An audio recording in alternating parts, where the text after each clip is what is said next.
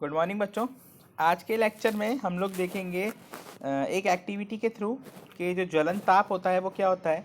इससे पहले भी हमने ज्वलन ताप के बारे में पढ़ा था। इस एक्टिविटी के थ्रू हम लोग देखेंगे कि जो ज्वलन ताप होता है उसके अंदर क्या होता है कि जो वस्तुएं होती हैं वो अपने ज्वलन ताप पर ही क्यों जलती हैं। ओके, इसके बाद हम देखेंगे आग पर नियंत्रण कैसे पा सकते हैं। अगर कहीं पे आग लग जाती है तो फायर एक्सटिंग्विशर किस तरीके से काम में लिया जाता है, क्या होता है, कैसे ये आग को रोकता है। दहन के प्रकार, जलने के प्रकार देखेंगे कि कौन कौन से ज्वलन के प्रकार होते हैं। ओके, स्टार्ट करते हैं। एक्टिविटी में आपको क्या करना है, एक कैंडल लेनी है, उसे जलाना है, इग्नाइट करना है। ओके, फिर कागज़ के इस तरीके के 2 कप बनाने हैं, एक में आपको पानी भरना है और एक को खाली रखना है। इन्हें मोमबत्तियों पर गर्म करना है। जब आप इसे गर्म करोगे तो देखोगे कि पानी क्या होगा, जिस कप में पानी है वो नहीं जलता और पानी थोड़ी देर बाद गर्म होना शुरू हो जाता है। लेकिन जो कप आपका खाली होता है वो क्या होता है, आग पकड़ लेता है। क्यों? क्योंकि बच्चों यहाँ पे जो मोमबत्ती से निकलने वाली ऊष्मा थी वो जल ने ग्रहण कर ली, ठीक है, और कागज अपनी ज्वलन ताप तक नहीं पहुंचा, इसलिए उसने आग नहीं पकड़ी। लेकिन जो कप आपका खाली था उसके अंदर जल था ही नहीं, तो मोमबत्ती से निकलने वाली ज्वाला से जो आपका कप था उसने क्या करा, ज्वलन ताप को पकड़ लिया, ज्वलन ताप तक वो पहुंच गया, उसका जो तापमान था वो उसकी ज्वलन ताप तक पहुंच गया और उसके बाद में इस कप में क्या हो गया, आग लग गई और ये जलना शुरू हो गया। ओके, कागज के खाली कप का क्या होता है, जल युक्त कागज के कप का क्या होता है, क्या इस कप का जल गर्म हो जाता है। आगे देखते हैं, यदि हम कप को गर्म करना जारी रखें तो हम कागज के कप में भी जल को उबाल सकते हैं। क्या आप इस परिघटना का कोई स्पष्टीकरण सोच सकते हैं। कागज के कप को दी जाने वाली ऊष्मा जलन द्वारा जल में चली जाती है। मैंने बताया आपको किस में चली जाती है, जल में चली जाती है। अतः जल की उपस्थिति में ताप कागज की ज्वलन ताप तक नहीं पहुंच पाता, इसीलिए वह आग नहीं पकड़ता। जिन पदार्थों का ज्वलन ताप बहुत कम होता है और जो ज्वाला के साथ सरलता पूर्वक आग पकड़ लेते हैं उन्हें ज्वलनशील पदार्थ कहते हैं। अब यहाँ पे एक हमारे सामने परिभाषा आती है कि ज्वलनशील पदार्थ क्या होता है, ठीक है। तो उसकी परिभाषा यहाँ से यहाँ तक है, इसको मैं मार्क कर रहा हूँ, इसको अपनी बुक में मार्क कर लीजिएगा, यहाँ से यहाँ तक।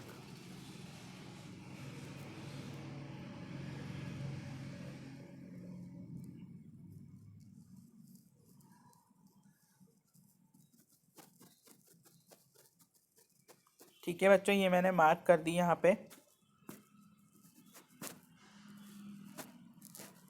ओके, जिन पदार्थों का ज्वलन ताप बहुत कम होता है और जो ज्वाला के साथ जलते हैं, सरलतापूर्वक जलते हैं, उन्हें ज्वलनशील पदार्थ कहते हैं। उदाहरण इनके हैं एलपीजी गैस, पेट्रोलियम आदि। ओके, अब हम नेक्स्ट देखेंगे, हम आग पर नियंत्रण कैसे पा सकते हैं। आप लोगों ने देखा है कई बार ऐसी घटनाएं होती हैं जिसके अंदर आग फैल जाती है, या कभी ऐसी सिचुएशन आप लोगों के सामने आए कि कभी आग लग जाए तो हमें क्या करना चाहिए, ठीक है। अब यहाँ पे हम लोगों ने पहले फायर ट्रायंगल के बारे में पढ़ा था, उसमें 3 चीज़ें थी, एक थी आपकी ऑक्सीजन, दूसरा था ईंधन और तीसरा था इग्निशन।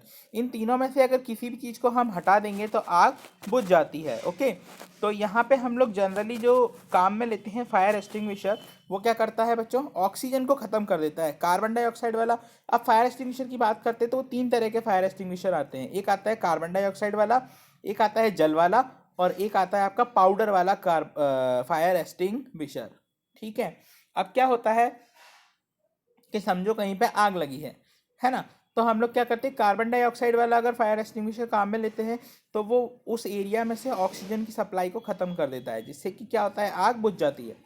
दूसरा, अगर पानी वाला काम में लेते तो वो ईंधन के ऊपर क्या करता है, अपनी लेयर जमा लेता है और उससे क्या होता है, आग बुझ जाती है। तीसरा, अगर हम पाउडर वाला काम में लेते हैं तो जो ईंधन वगैरह होता है वो ढक जाता है उस पाउडर के नीचे और तो भी आग बुझ जाती है, इग्निशन हट जाता है। ओके, तो अब इनका उपयोग अलग अलग है। जैसे समझो अगर किसी कागज़ या फिर सूखे पर्दों या ऐसी जगह पर आग लगती है, तब तो हम काम में लेते हैं बच्चों कार्बन डाइऑक्साइड वाला फायर एक्सटिंग्विशर। अगर किसी बिजली के बोर्ड या इंस्ट्रूमेंट या कोई ऐसा उपकरण है जो बिजली का है उसमें आग लगती है तो हम पानी वाला फायर एक्सटिंग्विशर कभी काम में नहीं लेते, क्योंकि हमें झटका लगने का खतरा होता है। बिजली के उपकरणों में आग लगी लगी हुई आग को बुझाने के लिए भी हम क्या काम में लेते हैं, कार्बन डाइऑक्साइड वाला फायर एक्सटिंग्विशर काम में लेते हैं। अब समझो कि कहीं पे ऐसी आग लगी जो मिट्टी का तेल हुआ या पेट्रोल हुआ या कोई लिक्विड ईंधन है, जो द्रवित ईंधन है, उसके अंदर आग लगी है, तब हम पाउडर वाला फायर एक्सटिंग्विशर काम में लेते हैं, क्योंकि वो सारे के सारे ईंधन को सोख लेता है और लगी हुई आग को बुझा देता है। ओके, तो ये चीज़ साफ समझ में आ गई कि हमको कौन कौन से फायर एक्सटिंग्विशर होते हैं, कौन कौन से हमें काम में लेने चाहिए, कब कब काम में लेने चाहिए। ओके, आगे चलते हैं। हम आग पर नियंत्रण कैसे पाते हैं? आपने घरों में, दुकानों में, कारखानों में आग लगते देखा या सुना होगा। यदि आपने इस प्रकार की कोई घटना, दुर्घटना देखी हो तो इसका संक्षिप्त विवरण अपनी नोटबुक में लिखिए और अनुभव अपने कक्षा के साथियों के साथ भी बांटिए।